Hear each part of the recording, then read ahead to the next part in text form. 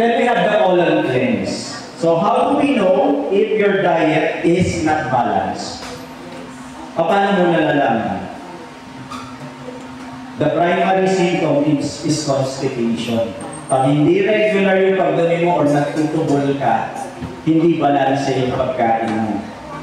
So, anong gagawin para mag-balanse siya? You eat a lot of vegetables, no? 50% of our diet should be leafy greens. Tandaan nyo yun, ha? Kasi nakikita natin sa mga plate natin, 50% is rice. Diba, dalawang rice, tatlong rice, yung malalaking tatlong rice pa yung kinakain. Mali yung ratio. 50% of the plate should be green leafy vegetables. And the other 50% dun i-divide yung protein and your carbohydrates and foods. Yun po yung the right ratio para hindi tayo nagkakasakit.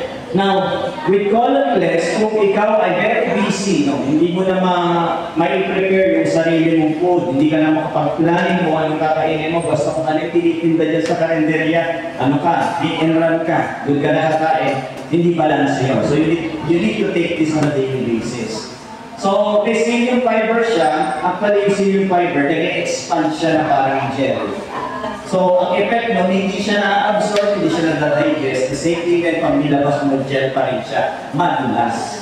So, instead na matagal ka sa CR na nag-iimog ka pa, talagang umiiri ka, eto, madulas siya. Now, ang kagandahan dito, hindi ka magdadayariya. Yung dumi mo is buo pa rin, tapos mahaba siya, nag-upload siya dun sa CR dito. So, ito pa isang problema. Pag dumudumi ka, our colon kasi is nasa 40 yan to 40 and a half in size, no? Yung feet, yung haba niya.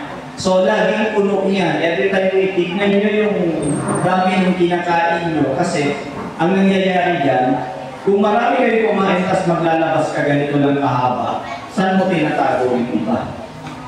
Diba? Di ba sa bangko, okay lang eh. Hindi, sa tiyan mo tinatago eh. Then, kung hindi ka dumudumi ng regular basis, araw-araw, yung patay na daga, may amoy na siya in 6 hours. Mabaho na siya. Eh, yung dumi na nasa loob ng tiyan mo na 3 days mong hindi nilabas, anong amoy? If you're going to do like blood analysis, kasi iba din sa bituka natin, ina-absorb yung pinipiga ng intestines natin, yung mga nutrients, yun lang naman kailangan ng cells yung mga vitamins, minerals, antioxidants from the food that we eat, yun yung pinipiga nila. And the rest, nagiging waste, nagiging pieces, yung dumi. So, pagka yung ating bituka, hindi regular na naglabas, kung hindi mo lahat na ilabas yun, tomorrow mo pa, every other day ka dumudumi, nagre-release din yan ng bacteria sa blood. So, magtataka ka bakit may cyst ako sa ganito, may bukula ako sa ganito. Ang pinanggalingan, yung nasa colon mo, yung dumi ng colon mo. Kaya dapat, araw-araw kang dudumi ng at least 3 feet ang haba.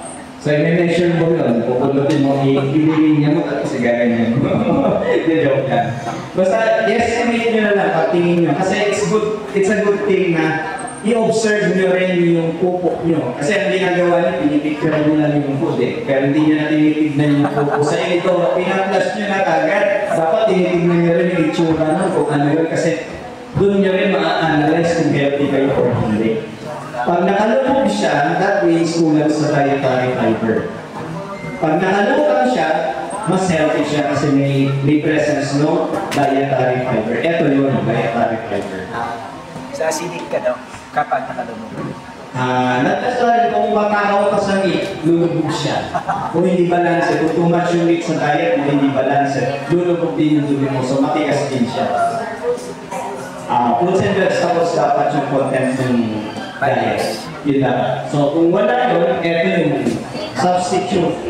Na kasi meron na siyang kiwi, meron siyang apple, mangustin extra, may goji berry siya. O, pang-detox talaga siya ng katawan.